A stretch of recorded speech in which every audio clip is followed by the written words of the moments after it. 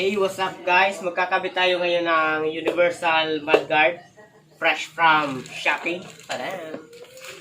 So, ito ang kanyang laman. Actually, hindi ko rin alam kung paano ito ikabit. So, pag-aralan na lang natin. So, ito ang kanyang laman. Mga tornilyo. Then, bracket. Then, ito. Madali lang pala ito ikabit kasi konti lang naman ang laman. So,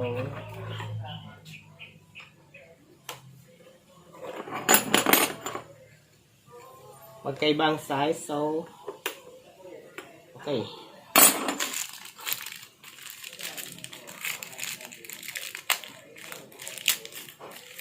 Then, washer. So, dito siguro ito sa loob. Ewan ko lang ba kung tama ang ginagawa ko. Then, parang ganyan siya. Ilapat muna natin para... Then, ito sa baba, lagyan natin ng tornilyo.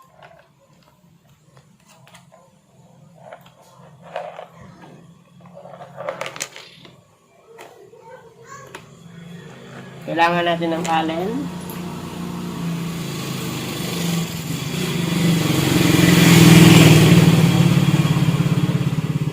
Then,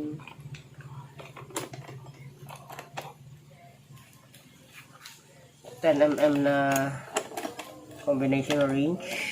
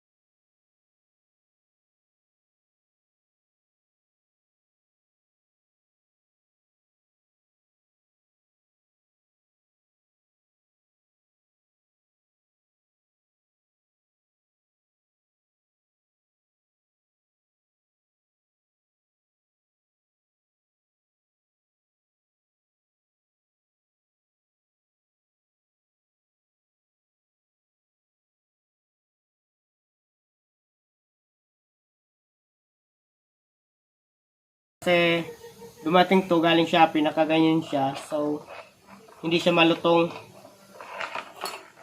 Nagbe-bend siya. So, hindi siya ganun kadali mabasag. Hindi kagaya ng dating ginamit ko na ang galing mabasag.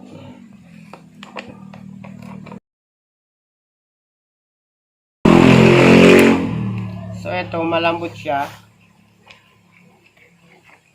Kaya sa tingin ko, matibay ito.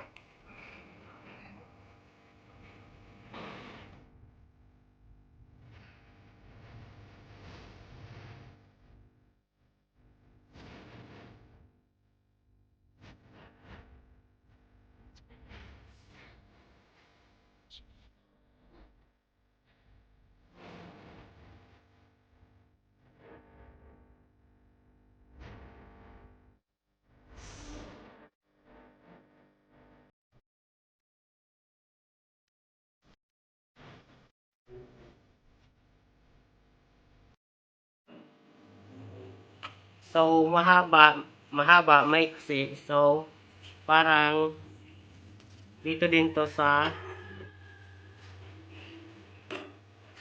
yung maiksi sa mahaba at yung mahaba sa maiksi.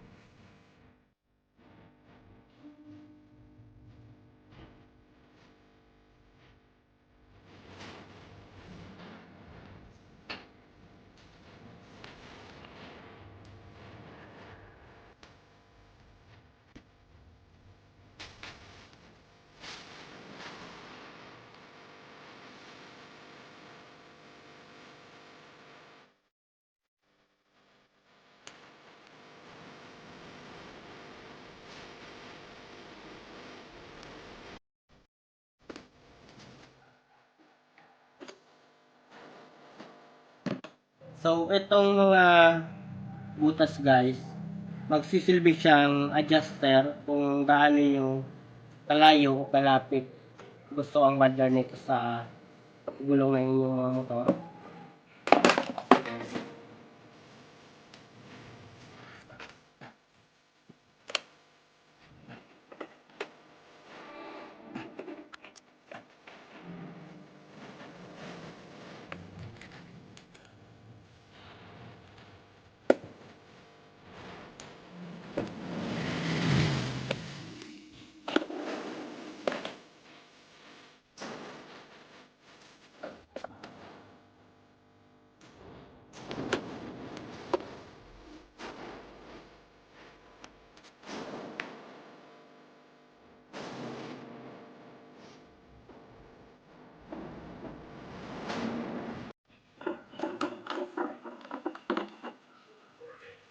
So, ayan guys, na ilagay na natin lahat ng tornilyo, pwede na natin siyang pitpitan.